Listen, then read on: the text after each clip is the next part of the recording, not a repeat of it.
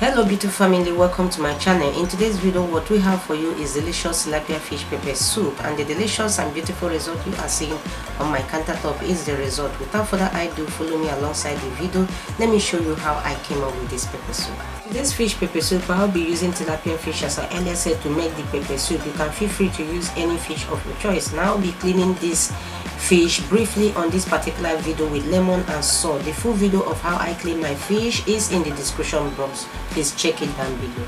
These are the fish after washing. They smell so good and look so fresh because of the lemon and salt I used to wash them. Next is to cut them to my desired shape and sizes and then transfer them to my cooking pot. Yeah, if you are looking for quick and easy recipe, fish pepper soup is one of them. I will add the red and yellow Scotch bonnet pepper to the fish and garlic paste as well, and all of them are in cube. For the red and yellow Scotch bonnet pepper, the video is coming up soon, but for the garlic paste, I have two different videos of how to make garlic paste and tips to preserve them, and they are up on my YouTube channel. Please do check them out in the description box. Alright, yeah, when all your ingredients are prepared and preserved in the fridge like this, you can just close and open your eyes and your food is perfectly and easily ready.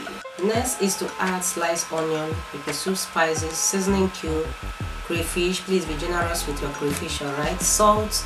Add water to the level of the fish. Don't over add water. Stir to combine and then cover to cook for about 10 to 15 minutes. Yeah, pepper soup is one meal that does not keep one in the kitchen for a long time. 15 minutes later, yes, the fish pepper soup is almost ready. Can you see how it is boiling? My kitchen is really smelling nice. I can perceive the smell of the pepper soup spices and garlic as well. I'm sure my neighbors will be asking what the Nigerian woman is cooking that is smelling like this. Next is to check and balance the taste, and the fish pepper soup is so delicious as usual. Alright, let's add some sliced scent leaf. There is no pepper soup in where I came from without some slice of scent leaf, no matter how small it is. Once I'm done stirring in the scent leaf, I will cover and allow it to cook on a low heat for more 2 minutes. Please, on this stage, be very careful how you stir the fish so that it won't scatter.